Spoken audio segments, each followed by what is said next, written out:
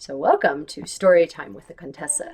Today we're going to be diving into the absolutely salacious world of the Decameron, which was written during the Black Death or shortly after the Black Death, in like the 1350s. So this was an Italian work and it was in the vernacular, and it's a collection of tales, folk tales really, of the era, tales of daring do, fantasy, romance, heartbreak, comedy. And so today we're going to be reading the first novel from the ninth day, and it is a tale of comedy, to be certain. So, approving that chaste and honest women ought rather to deny important suitors by subtle and ingenious means than fall into the danger of scandal and slander. To wit, Madame Francesca, a widow of Pistoia, being affected by two Florentine gentlemen, the one named Rinuccio Parlemini and the other Alessandro Piemontese, and she bearing no goodwill to either of them, ingeniously freed herself from both their importunate suites. One of them she caused to lie as dead in a grave, and the other to fetch him from thence. So neither of them, accomplishing what they were enjoined, failed of obtaining his hoped expectation.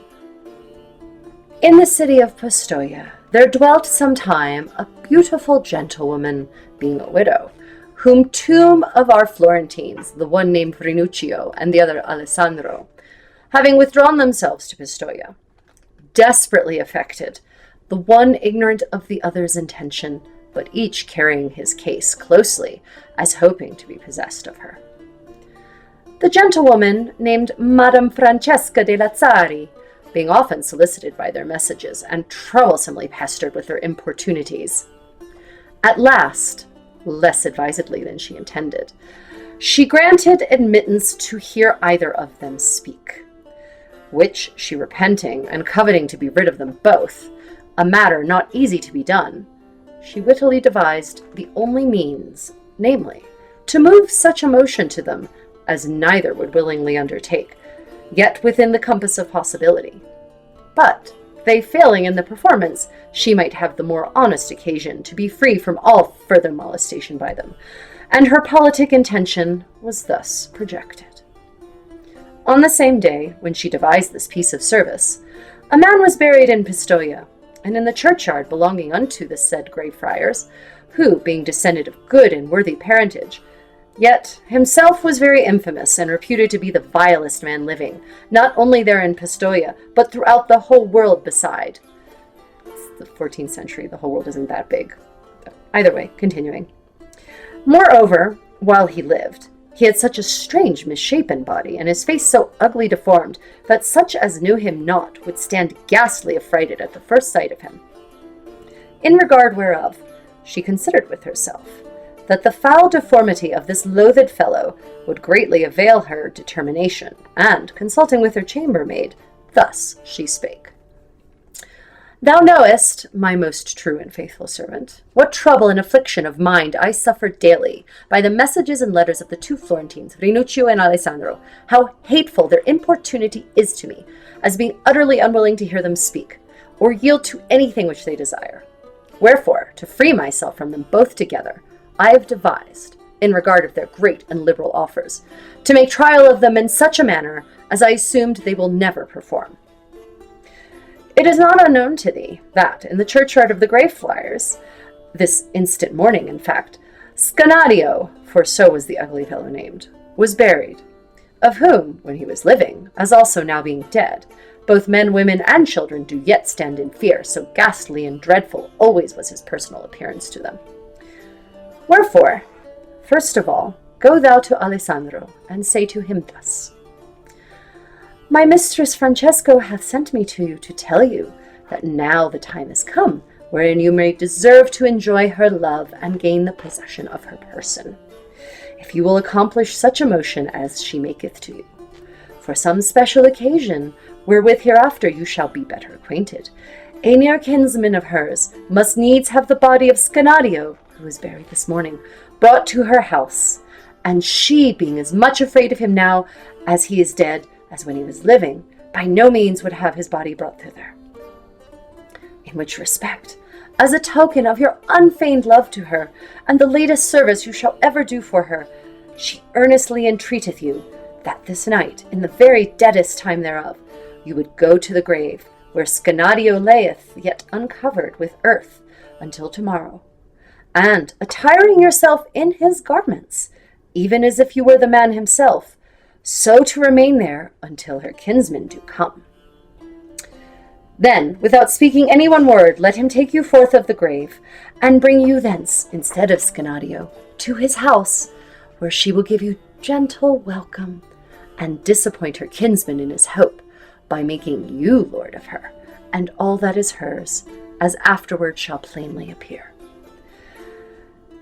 If he said he will do it, it is as much as I desire. But if he trifle and make denial, then boldly tell him that he must refrain from all places wheresoever I am, and forbear to send me any more letters or messages. Having done so, servant, then repair to Rinuccio Parlemini and say, My mistress Francesca is ready to make acceptance of your love, provided that you will do one thing for her sake, namely, this ensuing night, in the midst of stillest season thereof, go to the grave where Scenario was this morning buried, and, without making any noise, or speaking one word, whatsoever you shall hear or see, take him forth of the grave, and bring him home to her house, where you shall know the reason for this strange business, and enjoy her freely as your own forever. But, if he refuse to do it, then I command him never hereafter to see me, or move further suit unto me by any means whatsoever. The chambermaid thus went to them both, and delivered the several messages from her mistress, according as she had given her in charge, whereunto each of them answered that they would, for her sake, not only descend into a grave, but also into hell, if it were her pleasure. Oh, such boasting, men. She returning with this answer unto her mistress, Francesca remained in expectation, what the issue of these fond attempts in them would sort unto. When night was come, and the middle hour thereof already past, Alessandro, having put off all other garments to his doublet and hose, departed secretly from his lodging, walking towards the churchyard where Scenario lay in his grave. But by the way as he went, he became surprised with diverse dreadful conceits and imaginations, and questioned with himself thus, What a beast am I? What a business have I undertaken? And whither am I going? What do I know but that this kinsman unto this woman, perhaps understanding mine affection to her, and crediting some such matter as is nothing so, hath laid this politic train for me, what he may murther me in the grave, which, if it should so happen, my life is lost, and yet the occasion never known whereby it was done. Or, what know I, whether some secret enemy of mine, affecting her in like manner as I do, have devised the stratagem, out of malice against me, to draw my life in danger, and to further his own good fortune? Then, contrary motions overswaying these suspicions, he questioned his thoughts in another nature. Let me, quoth he, admit the case, that none of these surmises are intended, but her kinsman, by and in this manner devised, must bring me into her house. I am not therefore persuaded that he or they do covet to have the body of Scenario, either to carry it thither or present it to her, but rather do aim at some other end. May not I conjecture that my close murthering is purposed, and this way acted, as on him that in his lifetime had offended them? The maid hath straitly charged me that whatsoever is said or done unto me, I am not to speak a word. What if they pull me out mine eyes, tear out my teeth, cut off mine hands, or do me other mischief? Where am I then? Shall all these extremities bar me of speaking? On the other side, if I speak, then I shall be known, and so much the sooner perhaps be abused. But admit that I sustain no injury at all, as being guilty of no transgression, yet, perchance, I shall not be carried to her house, but to some other baser place, and afterwards she shall reprove me that I did not accomplish what she commanded, and so all my labor utterly lost.